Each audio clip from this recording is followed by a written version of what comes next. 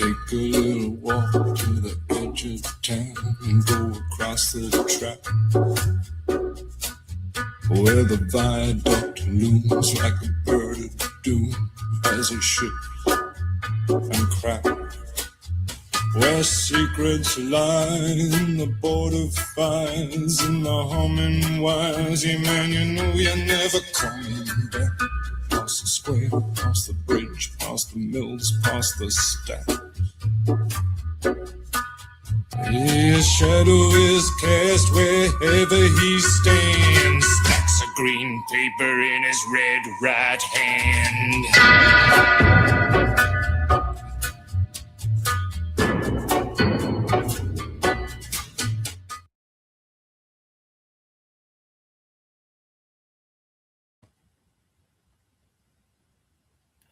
Hello, audience.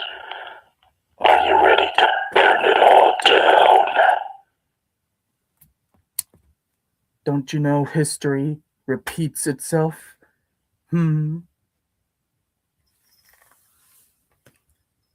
Surprise! It was me all along. Welcome back to the channel once again, faithful viewers. I will be going solo today for my spoiler review of Scream 7. I am sorry that I got to this so late, but this was a movie that I'll get into it as we go, but it's a movie that honestly I needed to process for a while before I could even properly talk about it. But here we are. As per tradition, I've reviewed every Scream movie on the channel, so here we go. So just full warning, fair warning, if you haven't seen it yet, I'm going right away into spoilers. So if you haven't seen Scream 7, but you're still wanting to see it, go see it, then come back here to this video. All right, so you already know my thoughts on the Scream franchise. I've reviewed every movie on the channel. It's one of my favorite franchises of all time. It's my second favorite horror franchise next to Halloween. I've consistently enjoyed every single movie. So without getting into the political side of things, there's been a lot of controversy going into Scream 7 with actors being fired and removed from the project. So they've had to rewrite and retool the script, thus bringing back Neve Campbell, and we have the movie that we have. And to say that it's broken the franchise's their consistent positive reception is putting it lightly.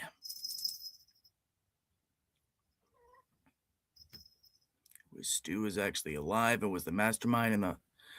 Yeah, we'll get into that. Yeah, a lot of Stu heads out there are mad as hell. Holy shit. But getting right into my thoughts on Scream 7, full spoilers. Going into the positives, I actually really liked the opening of this movie. Now, there are a lot of reports out there saying that this film was going to be the less meta than the other installments. Less meta, more gore, they put it. Now, I gotta say, this is one of the best uses of meta humor that I've probably seen in the franchise with this opening. With the Mocker house being this freaking Airbnb, like how the house in real life actually is. I like that. That was clever. And I like the two characters that we got here for this cold opening. This little couple here. Especially the dude. Like, I could totally relate to the dude. Like I was telling my friend, I was seeing this in the theater. I was like, dude, that would totally be me. I'm such a fucking nerd. And even the chick was pretty funny how she just, like, not into it. I dug it. I thought it was a cool opening. And I liked the fake out there with how the killer switched out the freaking motion detector thing and was standing there. I like that as a little thing to set off the killings.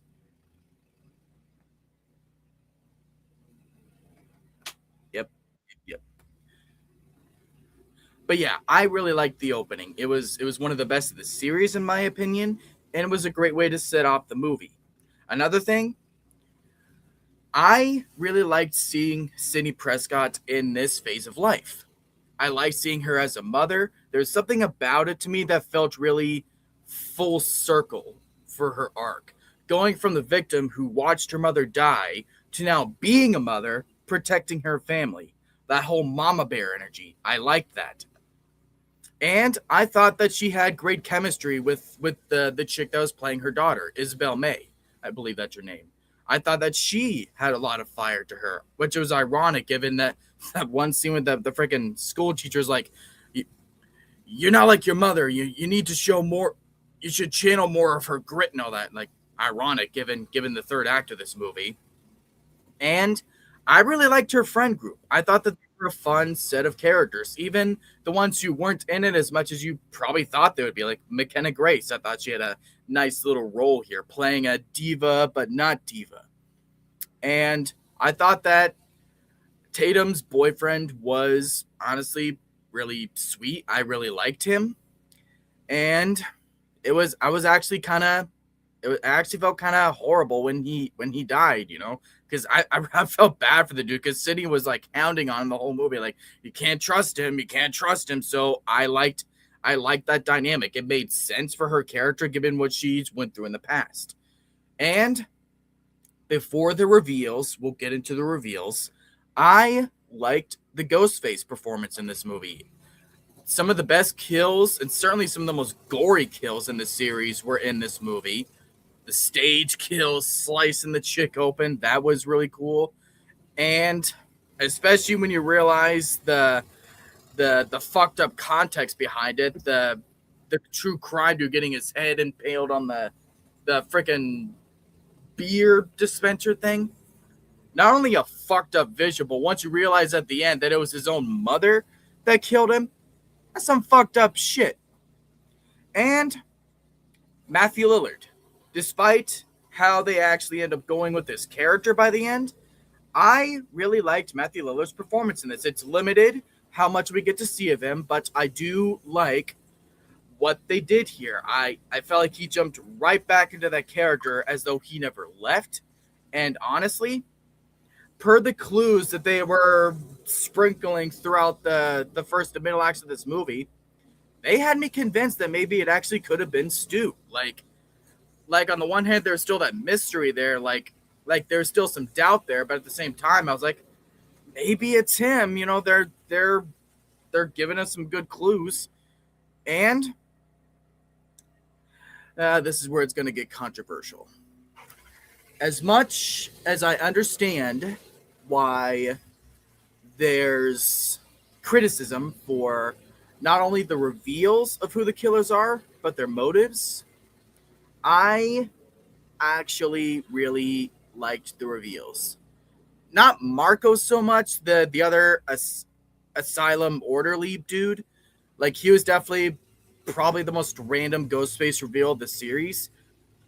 But what I liked about him is that not only did he have some cool lines, like he didn't really think it was Stu. I mean, that'd be ridiculous. But I liked his energy for the little bit that he was there, and I liked it because there's some other Ghostface reveals in the series that even if I think they're random, I can still enjoy them just so long as I can enjoy their energy and the performance. And this Ghostface, I feel, falls perfectly into that camp. And then there's the main Ghostface, Jessica, Sydney's neighbor. As much as I'm going to get flack for this, I really, really loved the motive. Because not only is it great commentary on parasocial relationships, because for one, think of it this way, real quick. Even if you don't agree, or if you still don't like it, fair, but think of it this way. In Scream 5, we saw a commentary on fan reaction to movies. That was their motive. They made a shitty movie. We're going to kill them, give them new source material to work with, blah, blah, blah, blah, blah. And in Scream 7, if you really think about it, it's commentary on fan obsession with the people, the real people, parasocial relationships. Now, it's fair if you still don't like it. You still may not like it, both just the actual idea or even just the execution, sure. But I really liked what they were doing there.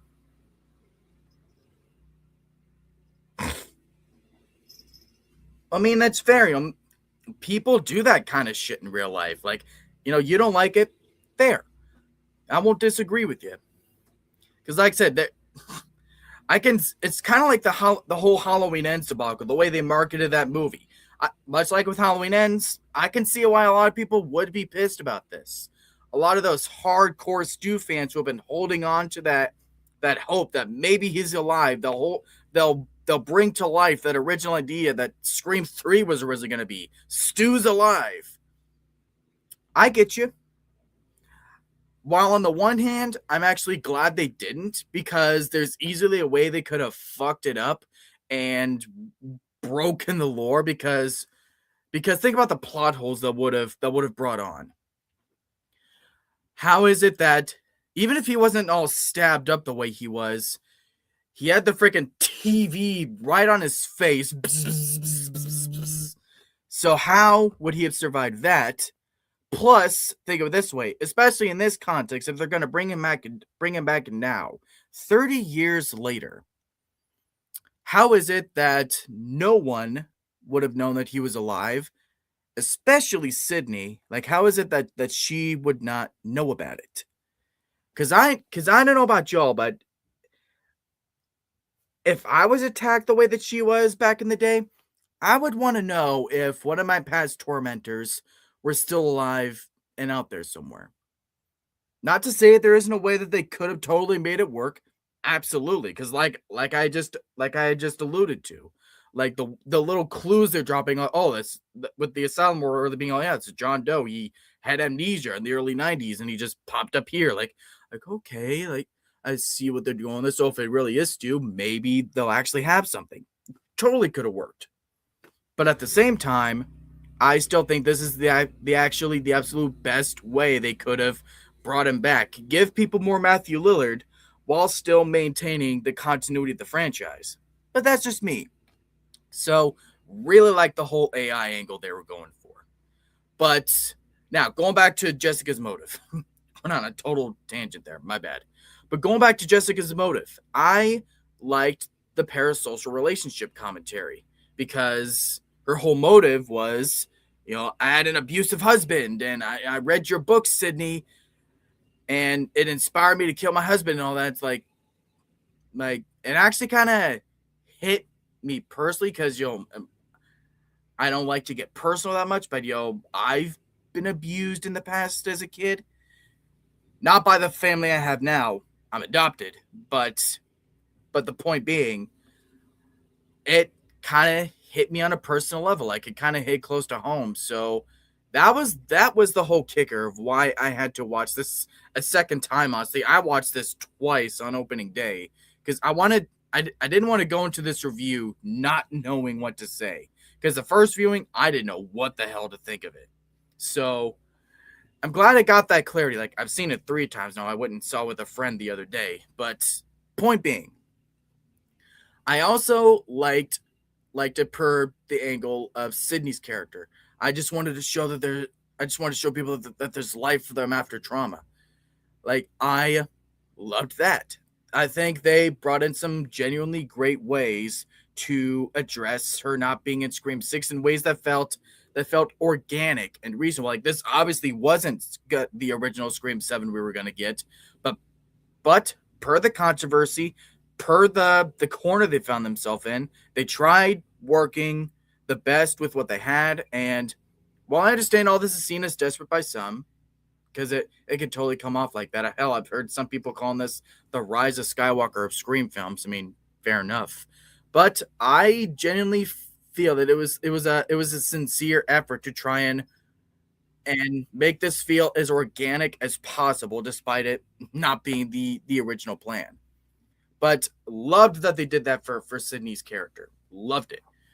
As if you just when you thought that there couldn't be possibly be any more reasons to love Sydney's character, then they give you more reasons. I loved that. And going back to her family, I forgot to mention this. I really liked her husband in this film, Mark. Now, obviously, they originally wanted Kincaid to be in this movie from Scream 3 and that they're married, but obviously that didn't go through. But as is, I liked this character. Joel McHale gave a really good performance, and I really liked how competent this guy was. I mean, granted, he's a cop, so I guess that.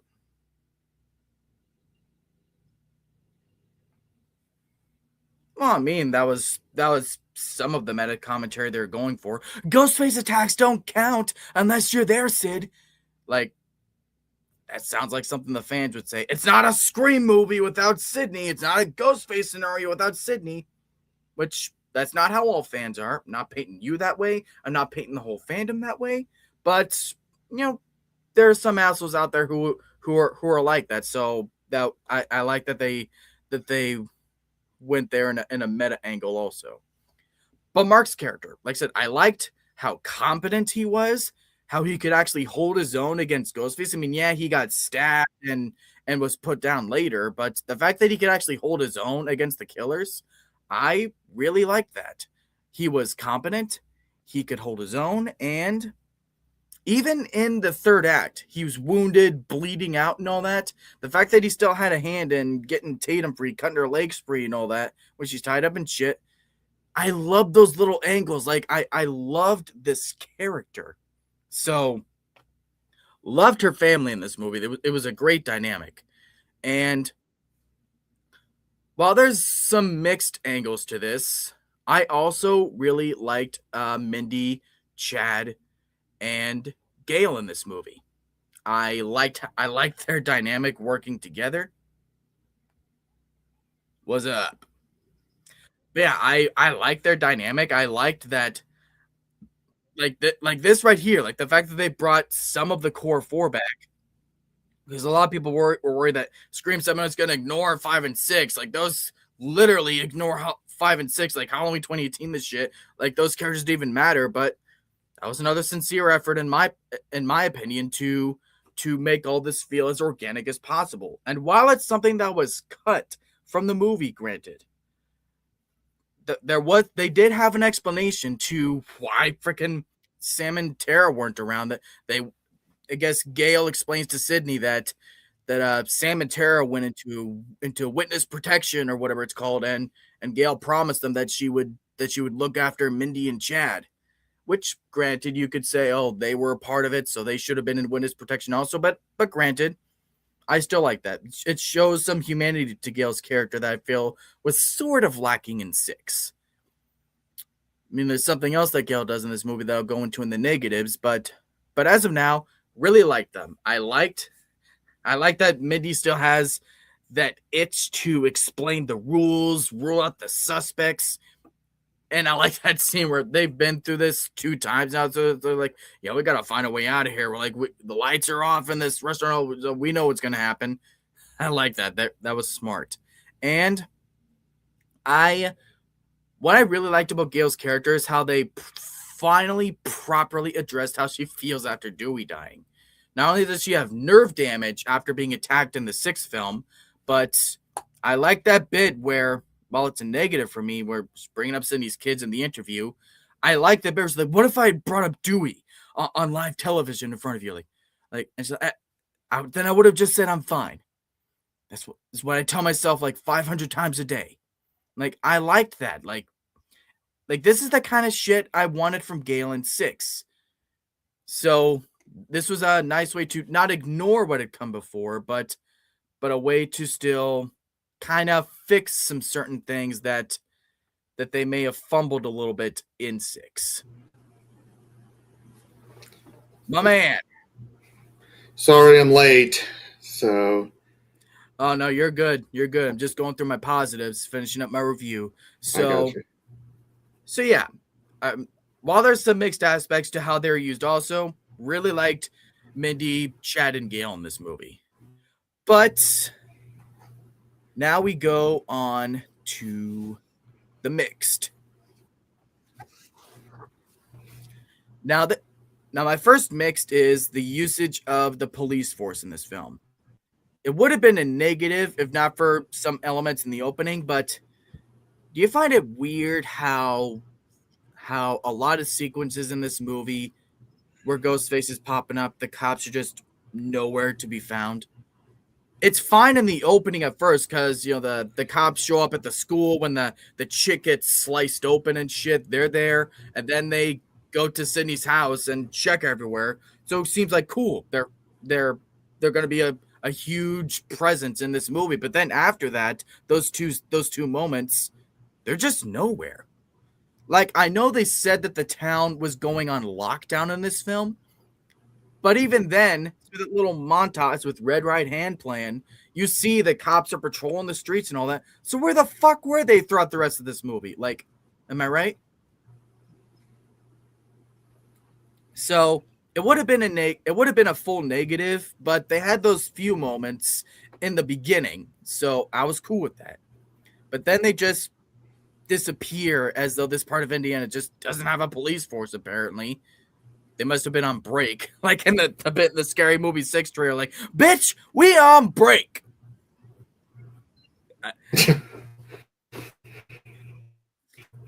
Oh man, I'm probably gonna have to do a freaking stream talking about that trailer because that trailer was hilarious. But for now, talking about Scream. Now another thing. As much as I do like how Mindy and Chad and Gale were used, I don't like how they got nothing to do fighting Ghostface. Like, Chad gets stabbed right away, and then Ghostface knocks him out, and then Mindy tries to, hey, Cupcake, what's up? And then she gets sliced, and she's out for the count, so what the fuck? Which, this really bothers me because I loved Chad in Scream 6. Like he was going full ham.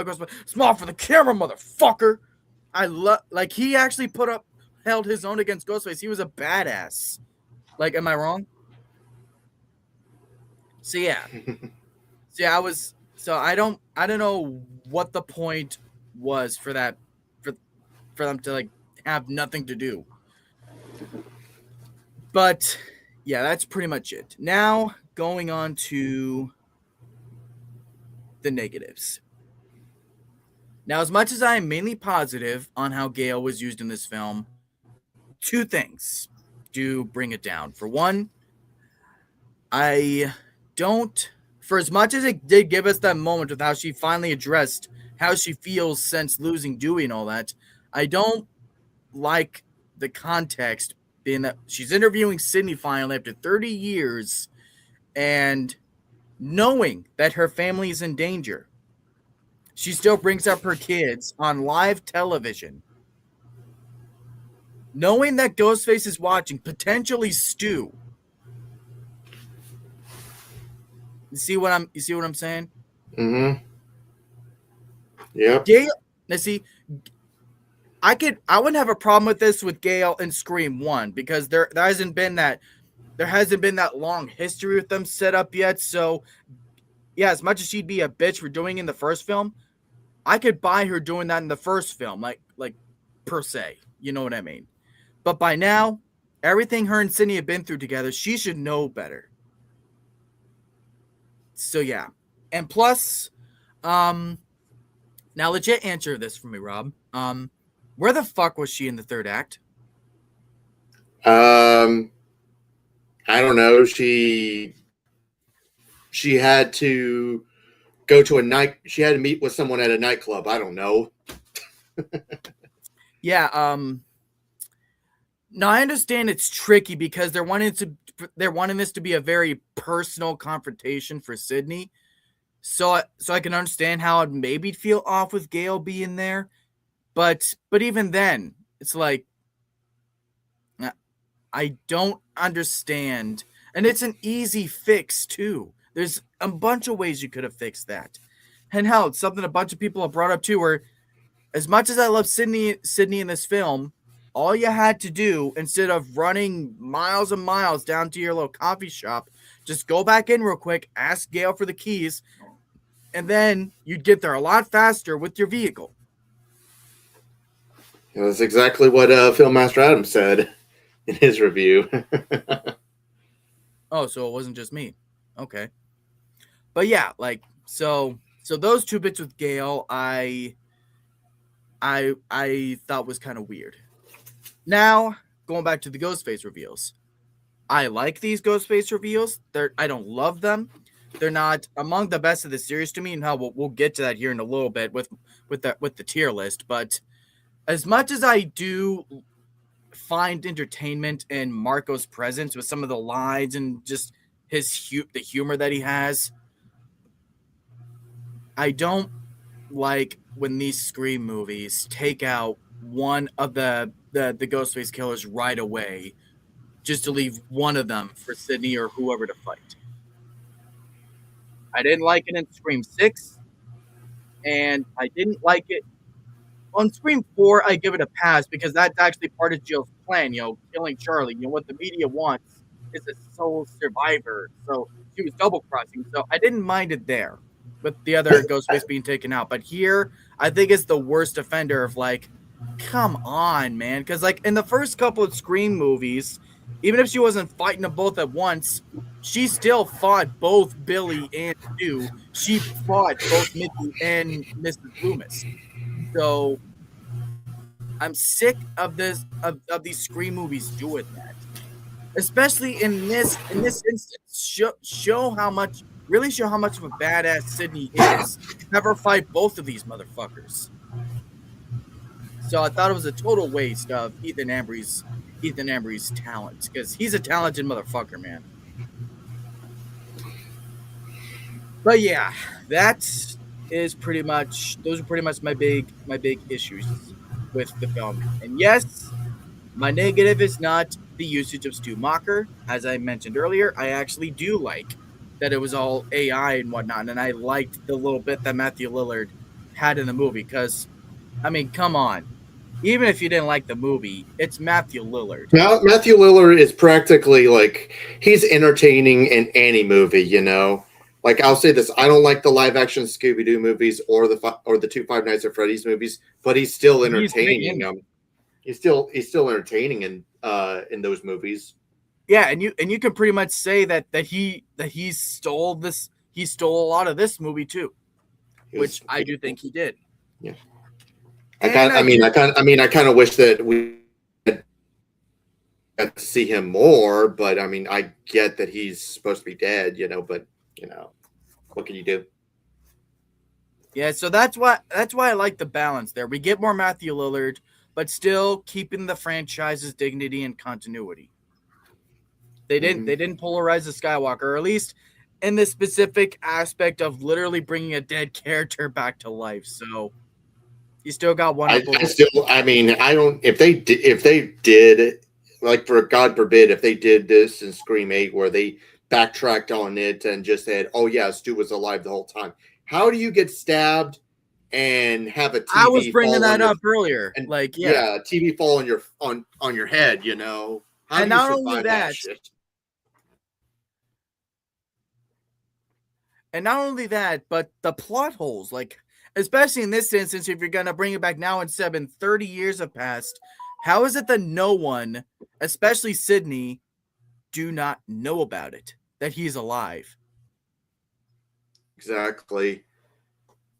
That's I'm pretty sure- much pulling a Palpatine is out of nowhere for no reason. Bullshit. Oh, but he was You know? alive. They cut a post-credit scene out of this movie in test screenings that actually revealed Stu was alive. Wait, they really did hint that he was alive? Not just hint, full confirm. Oh god, that's going to be the plot of Scream 8. I was making a joke on that. I was making a joke. Oh my god. Oh my god, I was joking. Oh my. Yeah, they are going to pull a Like you know that in the next Rise of Skywalker. you know the bit in the trailers for this where you hear his voice going, "This is gonna be fun." Yeah. Like, that was the post-credit scene where we don't know what the actual scene is, but it was gonna be some kind of scene where obviously it showed he was alive, and then right before it cuts to black, you hear his voice saying, "This is gonna be fun." Oh my god. Maybe we dodged a bullet there. So yeah. But overall, well, let's just hope that they don't bring that idea back for the next one. Let's hope. But overall, final thoughts. I really, really dig Scream 7. I didn't know what to think of it at first, so I had to see it twice. But really thinking about it, I really like what they did here. I like seeing Sydney in this phase of life. Her going from victim who lost her mother to now mother, protecting her family, I feel was very full circle. I really feel like that was a sincere effort to continue her character, given all of the controversy surrounding this production. And I like the kills. I like the Ghostface performance, and very controversially, I mostly like the Ghostface motives more than the reveals themselves. But I'm fine with the reveals also. So I'll go 9 out of 10. That was a bit of a different score than what you gave during the Cool Kid stream. Yep, but still very, very positive. Okay. I could see this genuinely being one of my favorites of the series, possibly. But now the moment. And if you want to know my thoughts on if you want to know my thoughts on Scream 7, go watch our Cool Kids review. Yep. I will try to link that in the chat here in a bit. But now, the moment we've all been waiting for. Now that I've done my review, I have a little treat for you guys. Today, with the release of Scream 7, we will be doing a tier list ranking of all the Ghostface killers in the Scream franchise. Now, this isn't my specific tier list. If any of you watch Cody Leach, he recently did a tier list ranking of all the Ghostface killers using this specific one.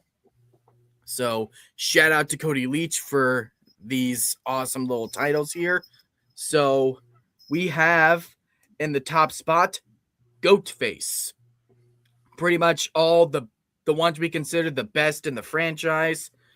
Like, just as it says, the ultimate goats. Surprise Sydney. Not the best ones, but still really good, really great reveals, pretty much.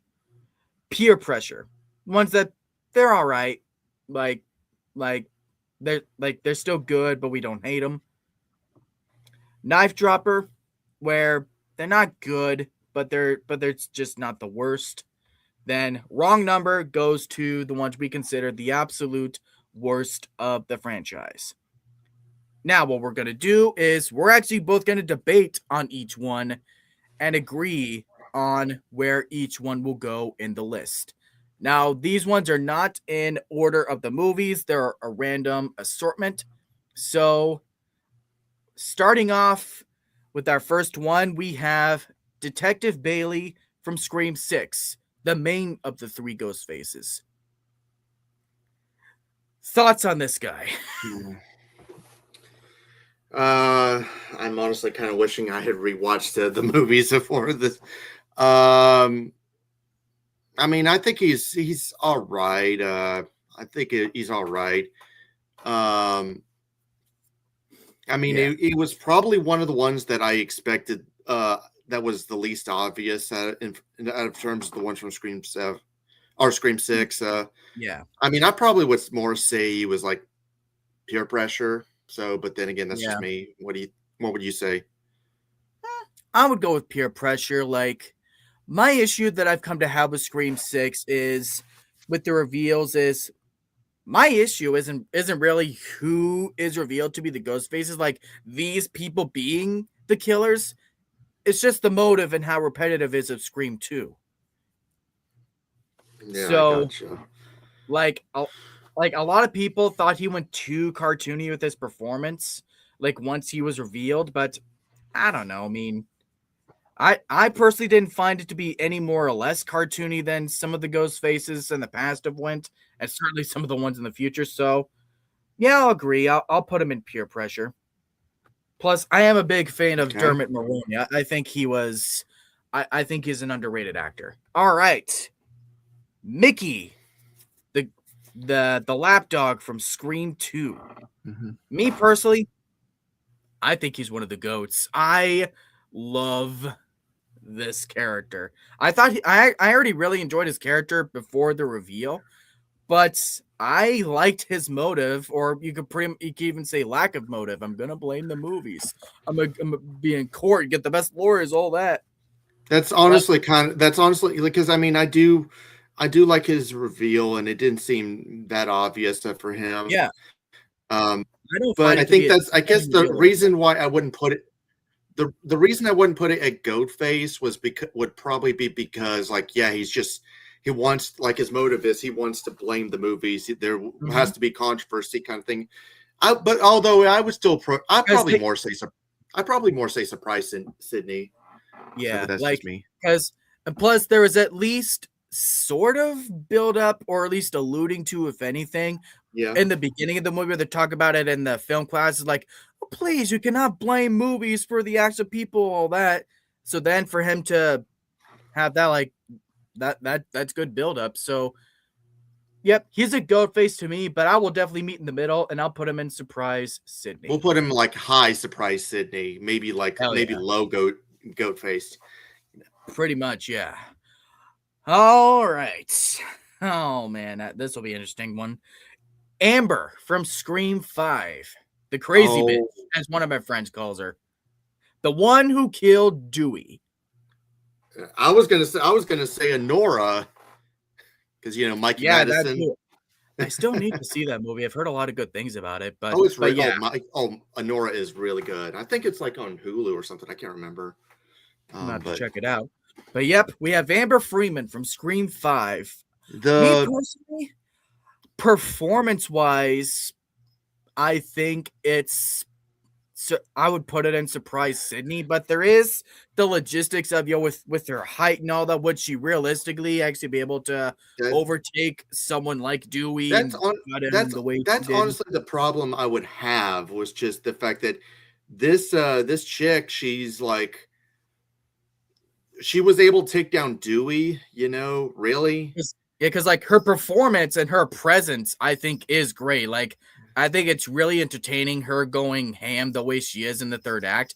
Yeah. But it's that one aspect holding it back. Like, what do you think? Because like Uh, performance wise, If performance-wise, I would go surprise Sydney, but overall, I'm personally thinking more peer pressure. What do you think? I'm torn between peer pressure and knife dropper. So, but you know what? I think let's just put her. We could put her in peer pressure because the thing is the fact that it's honestly a little hard for me to believe that Yeah. she's the killer. She was the one that killed Dewey. With If it was Jack Quaid, if it was Jack, if it was Jack Quaid, yeah, that'd be a different story. That would make more Yeah. sense. But if it's because her, he has, then I'm sorry. I have a hard time believing that she would be able to take him down. yeah. So yeah, we'll meet in the middle and we'll put Amber in peer pressure because at least her performance in the third act is really entertaining. Mask off, check. Time for the big finale. I love her performance. All right, here's an easy one, or at least I hope it'll be. Billy Loomis, Ghostface. the OG Ghostface. Ghostface. Yep, Ghostface. I'm so because I mean he's iconic. Come on, he's the iconic Ghostface. Like when honestly, let me put it this way: when you think of Ghostface reveal, what is the first thing you think of? You most likely think of Billy. Yeah, with Billy turning his head, we all go a little mad sometimes. Corn syrup, just like they made in Carrie. I love it. And plus, now all of that is already enough to put him in Ghostface, to put him in Goatface, but now I don't know. Now this may just be a me thing between the both of us, but when I first saw the original Scream, because I understand for a lot of people, even with the angle they're going for of make him too obvious so your mind goes elsewhere only for it to actually be him, that got me personally, like I was in the camp that like now he is too obvious, so I didn't really suspect him, so I was genuinely surprised when it was him. So that actually really got me. But what do you think? I mean, like, I mean, it's just, I mean, I remember seeing the first Scream when I was like 10 years old or something. And I mean, I don't know if it was just like, honestly, the other killer, which we'll get to later, was a bit obvious because he's crazy, but this is, but he's one that like, I think we're at the point, because at the time you kind of don't expect it. Although now with so many other slasher films doing that kind of shit today, it honestly becomes a little bit more and more easy to predict that, oh yeah, the boyfriend this whole time was the killer, It's like the one cop said in the first one, like, do you think it's him? Like 20 years ago, I would have said not a chance, but kids these days, who knows? Yeah. So yep. Billy Loomis, absolute Goatface. Now, this is an interesting one. Not even really a discussion here. This next one, I don't even know why this one was put on here. The Greg character from Scream 6, who was going to be Flash's partner when trying to go after the Carpenter sisters in the opening. When he opens the fridge and finds his body parts, like by default, that's just going to go into wrong number only because we didn't meet this dude. So I don't even remember him. I won't lie. But then again, I guess that's what I get for not doing my homework. The dude's roommate who he thought he was calling and all that. Like, let's play a game, warm or cold. All right, asshole, let's play. All right, but yeah, I'll go with your pick. But then, like I said, I don't even remember this guy. So, oh boy, here we go. What?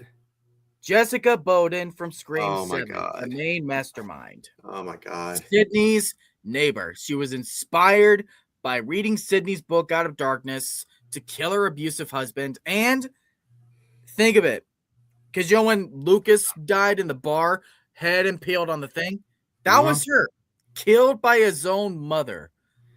I mean, yeah, we've seen relatives kill relatives in the series before, but for some reason, this one just feels especially demented and fucked up. I mean, honestly, I found her to be pretty obvious. She's because I mean, she's already crazy enough, and these movies have already tried to hint that it's supposed to be like one character you're not that you shouldn't be expecting. So I kind of figured it was her. And I mean, she did have that kind of crazy look to me. I guess that's what it was. Where would you put her at? if you had to choose?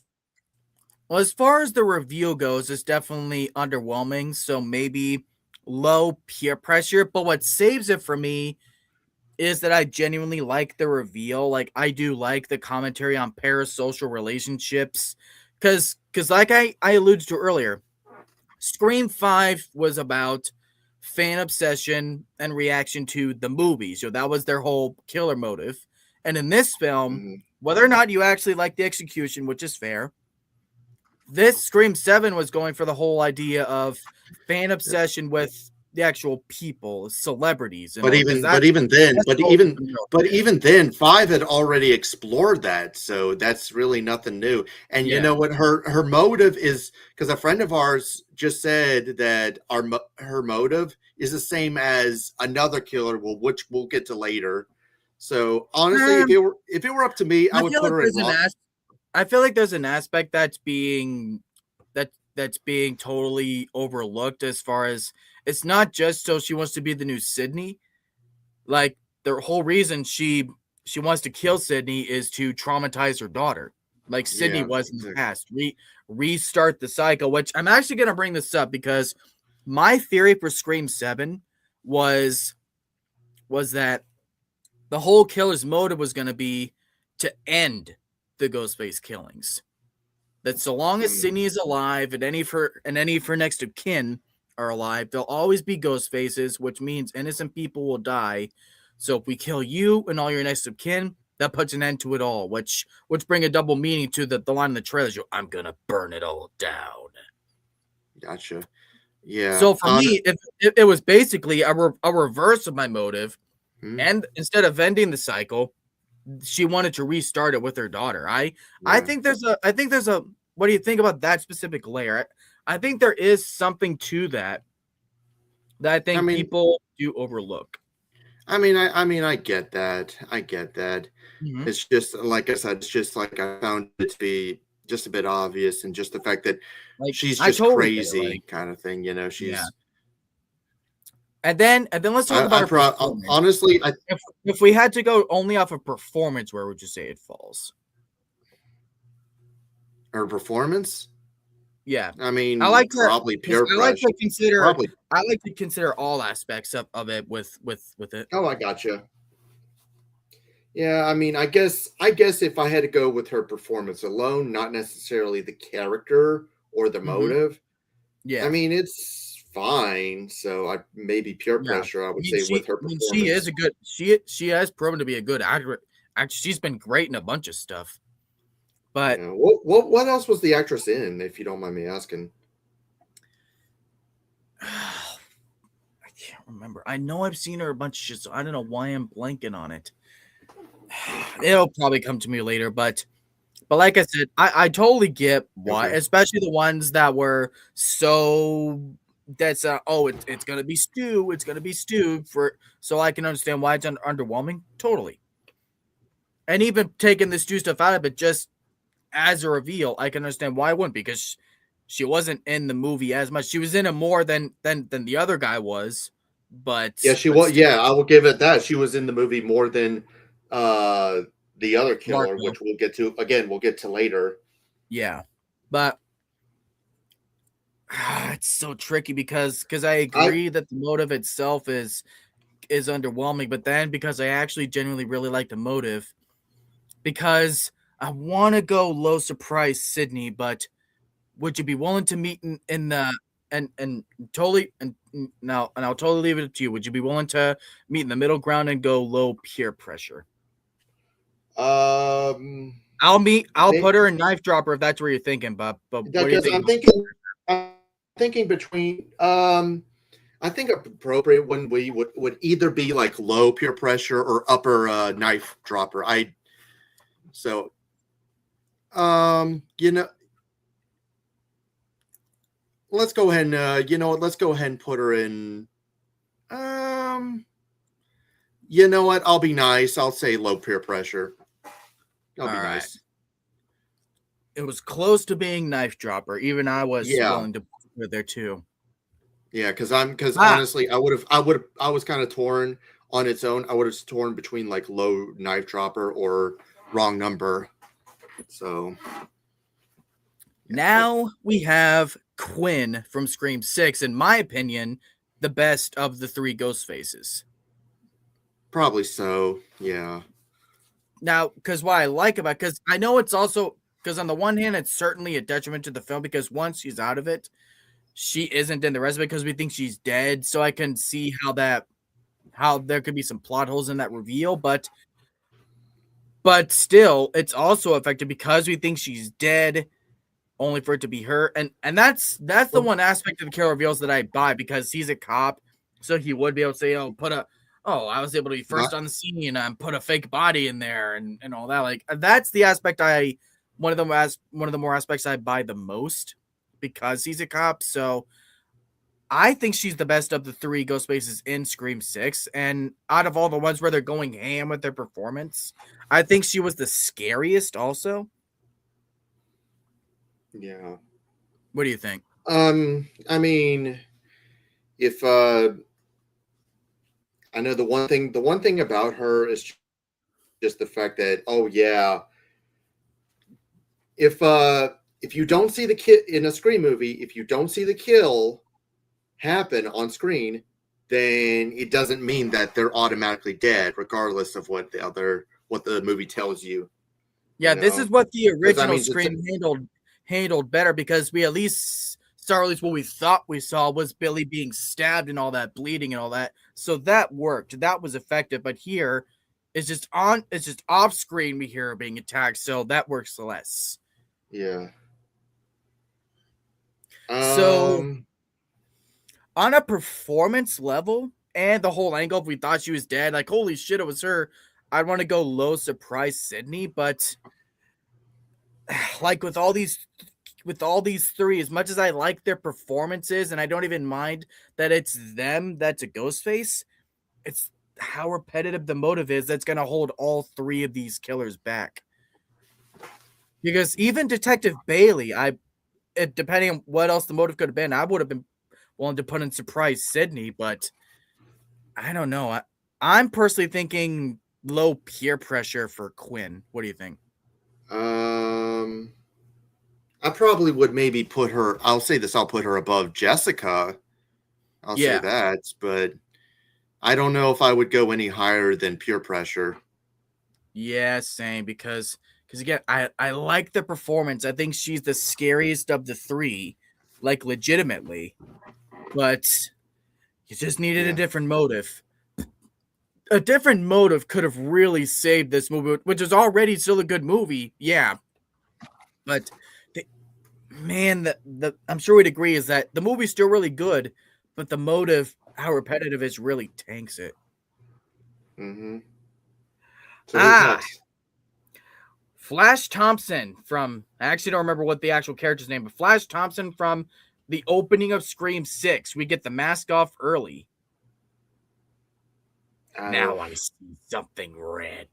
Okay, so he was how much screen time was it? Because keep in mind it's been a while since I see Scream 6. How much screen time did he have? He was the focus of the entire opening of Scream 6 with the whole mute cute date thing with Samara Weaving. He was the Ghostface that killed her. Okay. So I don't know. I'll let you take this one. Yeah, I think there's enough to this character where he's obviously not one of the best ones, but I think he had enough charisma, and with his screen presence, I think he's an actor that, were he to be an actual like main Ghostface, I could see him pulling it off really well. The seeds were certainly there, and especially we get hints of what their motive would have been. We're gonna kill the Carpenter sisters and finish Richie's movie and all that. Because you have to. That's one of the best Ghostface lines. They're like, we have to finish the movie. Who gives a fuck about movies? Like that was badass. So, I'll let you take this one. Honestly, I would personally put him right between Bailey and Amber at peer pressure.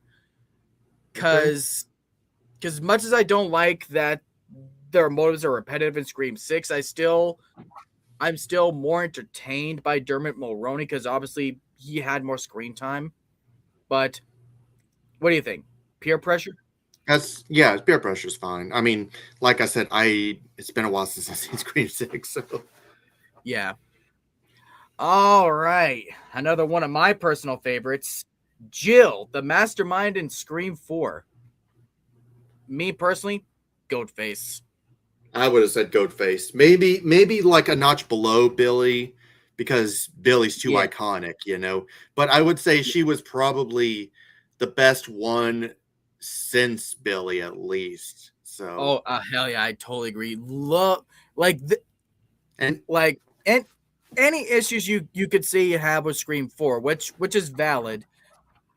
I genuinely think they they hid Jill being a killer perfectly.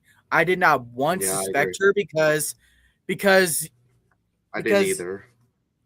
because you think she's gonna be the new Sydney. Like her performance was innocent enough, and I liked her Hey, attitude. Like she had the is that attitude and the sass that Sydney did have at that age, but still had an innocence to her yeah. that Sydney Hey also Zach? had. Hey Zach, what is Jill's motive again? I want to be like you, Sydney. Well, no. I wanna be. I want to be famous. Put There her on you Total Drama go. Island. Or maybe don't. Don't put her on Total Drama. She'll just kill everyone and take the money. Oh my god. Oh, could you imagine that? Total Drama as a slasher. Oh shit. But yeah, I love I love Joe's motive though, because we've went into it a bunch in the review about how much Scream 4 was ahead of its time, not only with the motive, but everything about recording the murders and all, everyone's gonna be doing it someday. But I loved it because that's so true to how, especially today, which again just shows how well Scream 4 is aged, the shit people are willing to do for fame and all that shit. You Mhm. don't have to achieve anything. You just got to have fucked up shit happen to you. That's true. Like, as fucked up as it is, it's true. So, I don't even mind, like, what do you think? I don't even mind the third act and how, because a lot of people feel like, oh, it should have ended with her stabbing Sydney and she gets the fame she wanted. Because I don't know if you know about this, but Kevin Williamson came out recently and said what the original Scream 5 was going to be under Wes Craven.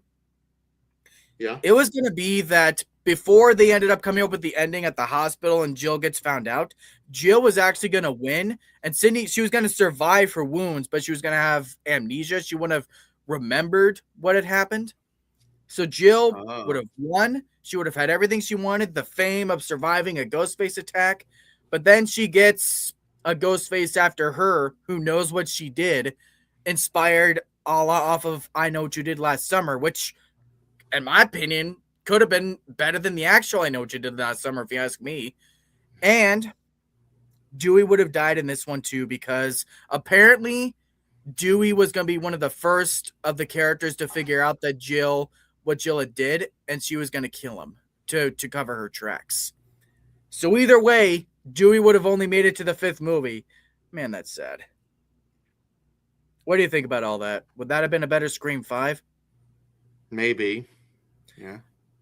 But yeah, all around, yeah, love Jill. Total goat face. Mm-hmm. All right, now this one is interesting because he only had the one scene in Scream 7, but this is the Carl dude who they said escaped the mental asylum, and he was the Ghostface who attacked Sydney and her daughter in the house when they're going through the wall. He stabbed him through the wall. He was that Ghostface. Now, reveal-wise, I think it's a total wrong number because we don't know who the Wrong fuck. number. I would have, because the thing is the fact that it just seems like it's one of those come right out of nowhere, and there's another one. That's another come out of nowhere kind of killers. Now But wrong number for me. Now here's the thing: is like, yeah, like the reveal, because we don't know who this guy is. Yeah, the reveal is a total wrong number, but, or maybe you didn't like the sequence either. Maybe you did, but that sequence in the house was actually really good. So on a Ghostface performance level, I think I would personally be willing to botch it up to Knife Dropper, only because he had that cool sequence in the house. But what do you think? I mean, I'll deal with Night Dropper. Like I said, I would still put Wrong Number, but you know, maybe we can Yeah, do yeah, like in the middle. yeah. All right, the one you've been wanting to talk about, Marco from Oh my Scream God. 7, the other actual main Ghostface. Now, as much His as I said, This is a guy. This is a guy who. I'm sorry, go on. no, you can go. You go on. Oh, Okay. So the reason why I would put him in Wrong Number, obviously, is because this is a guy. This is one of the most random killer reveals ever. This is a guy who Yeah. only had 5 minutes of screen time, He and by only the had time the one reveal scene. happens, you forgot about him. But you forgot about him by the time the reveal happens. Like, You don't get me know? wrong. I know in a Scream movie, it can be anyone, but you actually got to know the people. Now, here's the thing. I've heard some people Exactly. say that. I've heard some people try to defend that, oh, this guy, he was still better than Roman Bridger. Now, here's the thing. I actually like this Ghostface. Even despite where I'm going to put him, I actually like this Ghostface. But here's the thing. If you're really going to try and compare him to Roman Bridger, consider this. Whether or not you actually like Roman, fair. But at least Roman was actually in the movie. Exactly. So I don't know where that comparison comes from. I don't know either. But then again, I don't see what the hate is with Scream 3. I think that's one of the more underrated Scream movies. Oh yeah, I think some people are going to be pissed with where or at least I personally would want to put Roman, but we'll get to that soon. Now, as I said before, everything I said about Marco earlier in the review was true. I don't love him. I don't think he's one of the best, but he falls perfectly into the camp of where some of the Ghostfaces in the past that I found to be random, I could still enjoy them, just off of their performance, maybe some of their humor and their presence. Marco fits perfectly into that camp. I think he's fine. But I would still agree and also put him in Wrong Number, only because, not that I personally think he's a bad Ghostface, but because we hardly see him. Exactly. You only get 5 minutes of screen time, and then by the time his scene's done, you forget about the guy. And the thing is, he totally could have been one of the more memorable Ghostfaces because there were, I don't know what you think, but I think there were seeds there for when the mask comes out. I was like, oh, you didn't really think it was Stu. I mean, come on, that'd be ridiculous. I mean, Stu's dead. Like, and it's a little bit, but when it's a little bit that made me laugh personally, because like when the Jessica was all like, I mean, Sydney, do you really think you've taught your daughter anything valuable and all that? And then the friggin' Marco's all like that little bit. I thought that was funny. Like, there are seeds there to where he could have been a memorable Ghostface, but he only had the one scene, and apparently he did have more scenes that got cut. Really? Kevin Williamson vouched for keeping more scenes with him so that the reveal wouldn't have come off so random, but it was Spyglass and Paramount who said, no, we need to keep this movie under 2 hours, so cut it. Yeah, Spyglass and Paramount, you guys are fucking idiots. So at least we could probably agree none of this with Scream 7 was Kevin Williamson's fault. Yeah. He tried to fix it as much as he could, but it's such an ironic thing, isn't it? Because I personally have really enjoyed all these Scream movies they've done, but they're a shitty company. I'm surprised they haven't fucked up Sonic yet, which let's hope that doesn't jinx 4. I will be so disappointed if Sonic 4 works. Don't jinx it. I know. Don't let us down. Don't. I was gonna say, don't let us down, Kristen Bell. Yep. Alrighty. Now we're getting back into the really good shit. Nancy Loomis or Debbie Salt from Scream 2, the mastermind. I probably would say Now here's the thing. What it is she's. I know because it didn't. It seems like for Scream 2 they were trying to pull a Friday the 13th kind of thing where they were making like the mother, you killed my son, da da da da da. I probably would, but I will say it makes sense, her motive, you Yeah, know. Uh, and what I like about it is that for one, she's actually in the movie also, at least yeah, enough anyway, so where her reveal doesn't come off so random. We at least remember who she is. yeah. But I probably would. Oh, what's if they didn't have this twist, if it was just like, oh, this Debbie Salt chick is a ghost face, I think it would be knife dropper at least. But the fact that they had that twist, Billy's mother, I think that saves and put into, at least for me, a surprise Sydney. I would have said surprise Sydney. So But yeah, like, because that's what saves is that, yeah, the reveal isn't anything creative, but what saves it is the twist. And as a result, I actually don't even mind that it's trying to avenge your son. I didn't like it in Scream 6, but I like it here. So you have total surprise, Sydney. Oh man. Oh, you're gonna hate where I want to put this one. Richie from Scream 5. oh my god. Now, before I let you get to your piece, I'm just gonna say right now, while not better than the other two that are already up there, I would personally put Richie. Oh, I'm gonna piss John off so much. I would personally put Richie in Goatface. Low Goatface, but Goatface. Damn. Damn. Because oh, I'll let you go. No, you go on. You go on. Yeah. As much as I get why some people would feel underwhelmed by, oh, they're only doing this because they hated a movie. And it's totally a matter of opinion, but let's be real here, especially with the shit that we have all may have personally had to deal with like toxic fandoms, people harassing you for liking shit.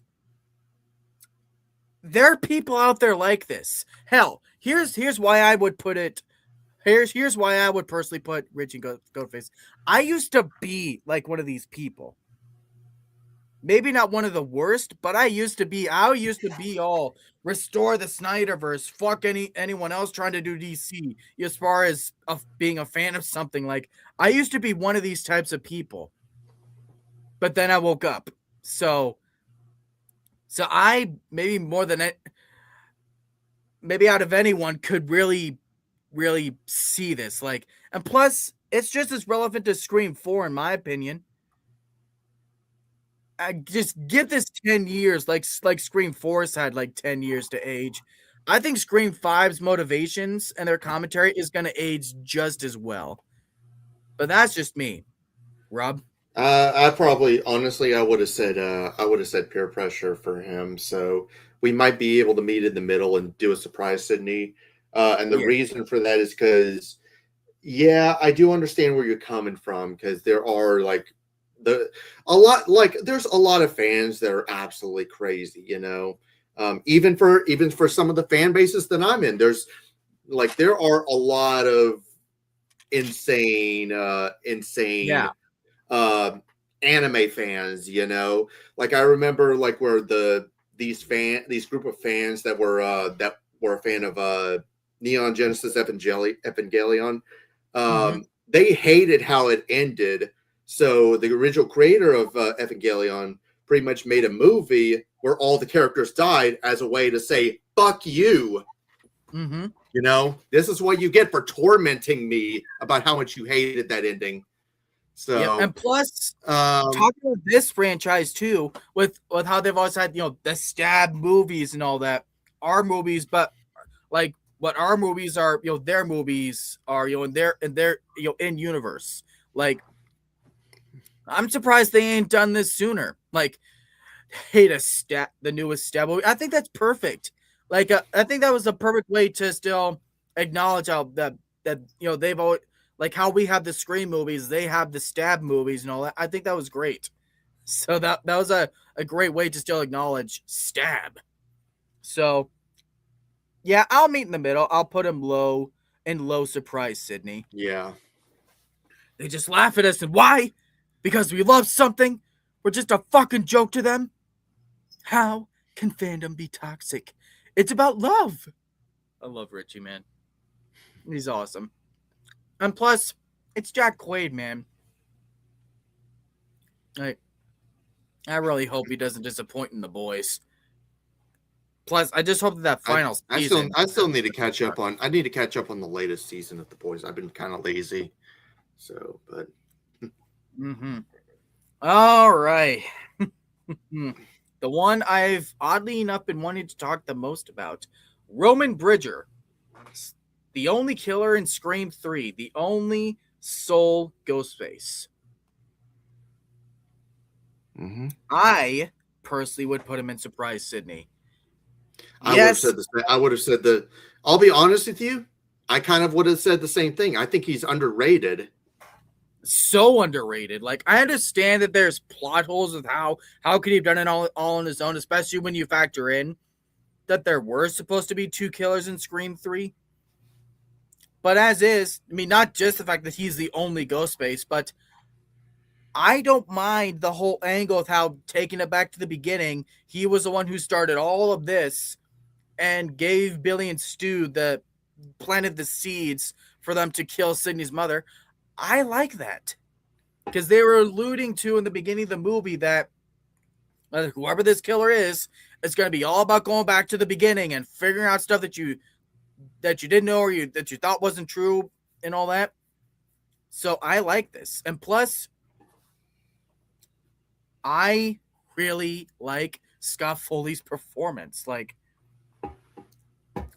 especially the whole line was like they screwed over your mother, Sydney. They fucked her 3 ways from Sunday. You know, and what do you want, Roman? Do you want, what do you want? I'll get picture deal, final script deal, final cut. I already have it. But yeah, like, because keep in mind, and I'm in the camp that just overall likes Scream 3 over 2 in particular. So, where do you think? Above Richie? Yeah, I'd put him above Richie. So yeah, total surprise Sydney. As far as I'm concerned, both Ghostfaces and Surprise Sydney are all like my favorite Ghostfaces. Now, we have the last of the 3 Ghostfaces in Scream 6, Ethan. Me personally, I'm going to go in wrong number. I don't even remember much of him, so I'll take your word for it. Like, I thought he was a fine character through the beginning of the movie, before we know he's a killer. But I don't know. I just think he's one of the more boring Ghostfaces. Like, I think he's worse than frickin' Marco, honestly. Oh, you think Because so? compared to Marco, Ethan was actually in the movie. He was one of the main people.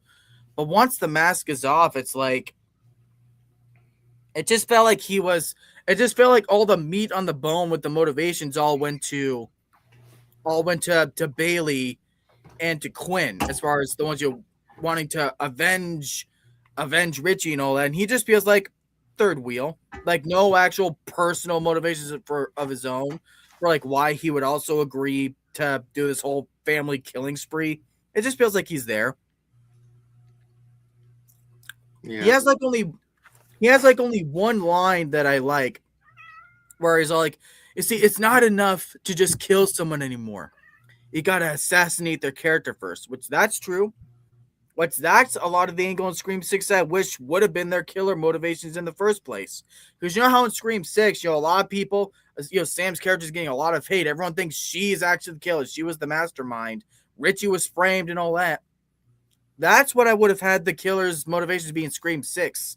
Maybe they're still a family, but instead of revenge, it's just they're just a bunch of nuts who are so dead set on the fact that Sam's a killer, that they're a bunch of that they buy into that conspiracy theory, and they did all these murders as a way to frame Sam for all of it, and that's as far as it goes.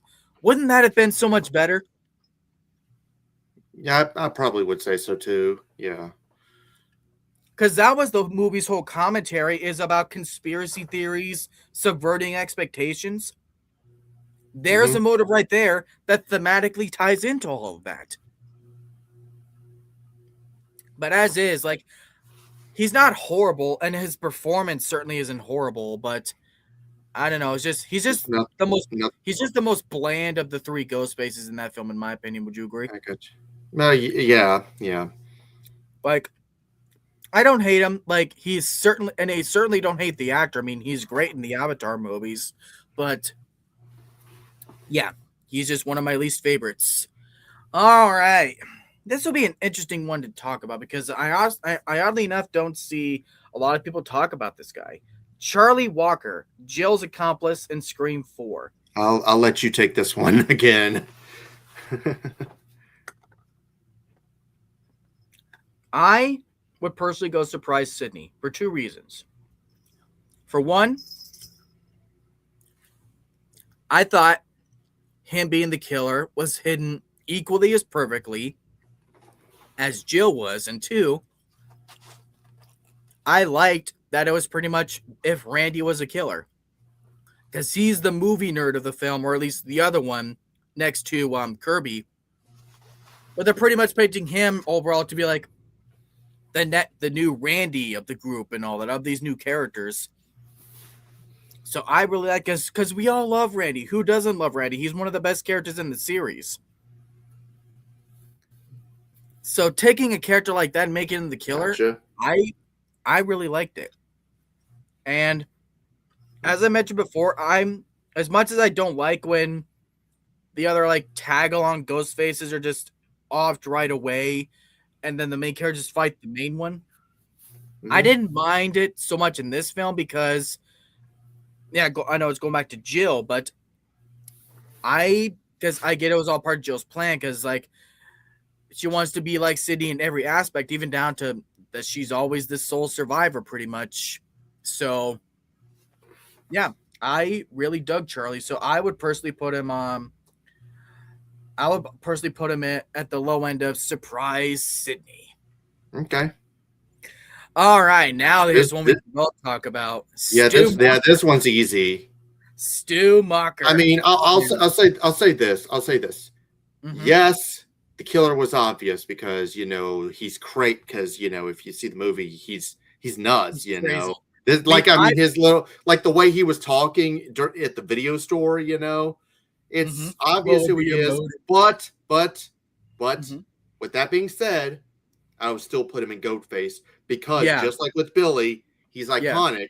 And it's Matthew Lillard. Who doesn't like Matthew Lillard?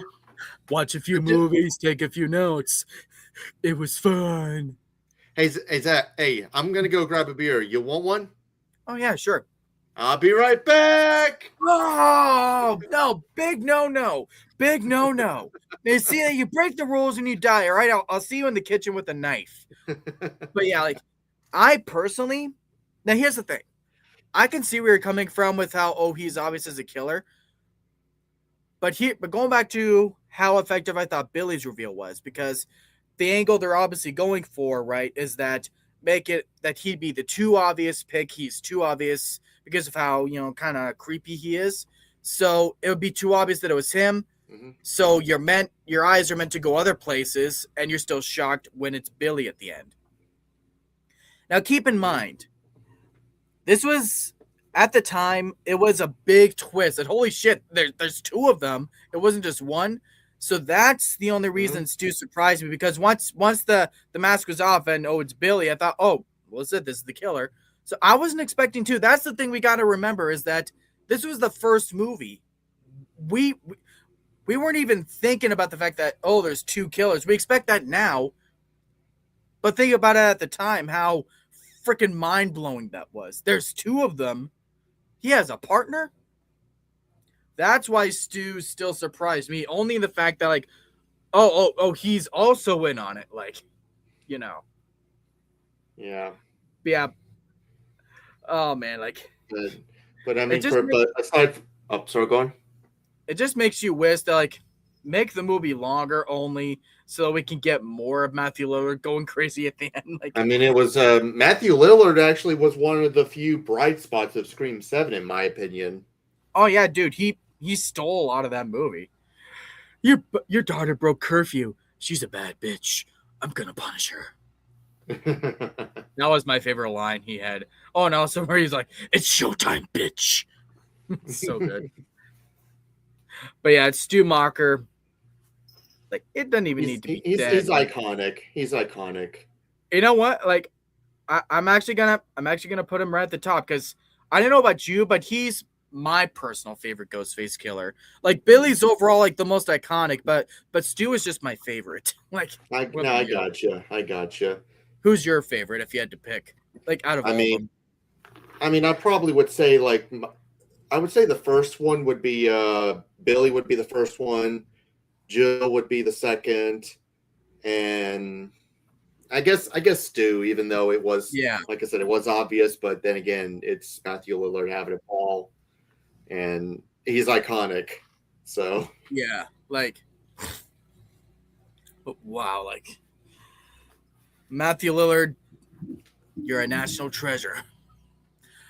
But yeah, that is going to be our tier ranking of all the Ghostface yeah. killers in the franchise. There we go. Get a good look at that. Mhm. So, yep. So, if y'all want to do this tier list, like I said, this was not my tier list that I put together. This was done by Cody Leach.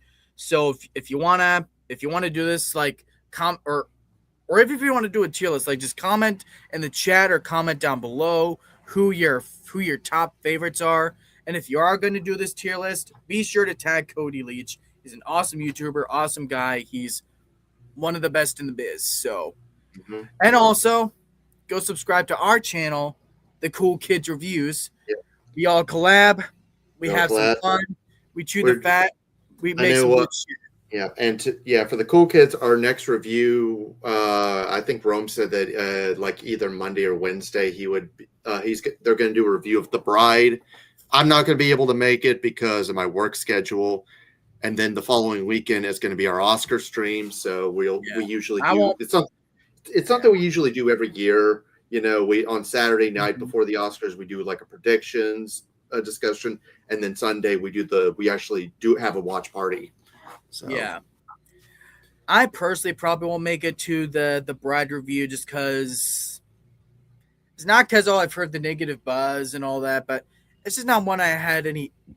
It's not one that I had any interest in seeing anyway. It just looked too fucking weird, and from what I've it's heard of the not reviews, it's not um, since I'm not going to be able to attend it, I'm just going to say right now I did not like it at I all. figured it So was. I figured it was probably going to be all over the place because even before the reviews came out, just look, the trailers look so fucking weird. Like, remember the first time I saw that trailer in the theater, which what was for some reason, both Jesse Buckley and Christian Bale, it seems like at times they were trying to do like a who can overact the most, you know, in the same Mhm. scene. Yeah, I can't remember what was the first movie I saw that trailer with. I think it was Primate. When I saw Primate, that was at least the first time I had seen any trailers for The Bride and all that. And I mean, I'd already heard about it, but this was the first time I'd seen the trailer. That trailer gave me a fucking headache. Just even in the trailer alone, you can tell that like they're trying to tackle too many things at once. And now, according to reviews, that's how the movie actually is That's trying to tackle exactly too how much it shit is. all at once. It's practically Frankenstein and the Bride meet Bonnie and Clyde, meet Joker, meet I'm trying to think on what else there Which was. Joker, the good one or Fully Ado? The first one, Good. because you know, a character study kind of thing. It Mhm. wants to do that and pretty much throw it all in a blender. It's trying to be so much. Like even some moments just feel kind of out of place. So, but I mean, that's just my thoughts about it. So thankfully, at least we got a good movie. Another good movie, or we got a Yeah, good what we're movie. talking about right now. I'm kidding. I mean, I liked it. I'm fucking with you. Wait, I'm I sorry, was you were cutting in and out a little bit. I couldn't hear what you said. Okay, saying that, thank we got a movie, good movie to talk about. It's like, yeah, we're talking about it right now. It was Scream 7. That was the joke. Well, I'm talking about one that came out this weekend. I know. Yep. We're also going to be talking about Hoppers, which personally, to put it nice, I don't have faith in it. I think it's really good. So, but we're going to do a review of that the weekend after the Oscars. So, because I want to at least give people enough time to be able to see it. So. Yeah. I'll go into it with a fair and actually judge it fairly and all that. But as of now, it's like, you'd be surprised, dude. Yeah.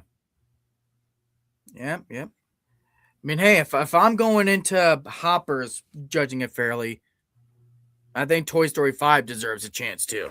Oh, I'm seeing that. I'm seeing Toy Story 5 regardless. Oh, hell yeah. I'm so excited for it.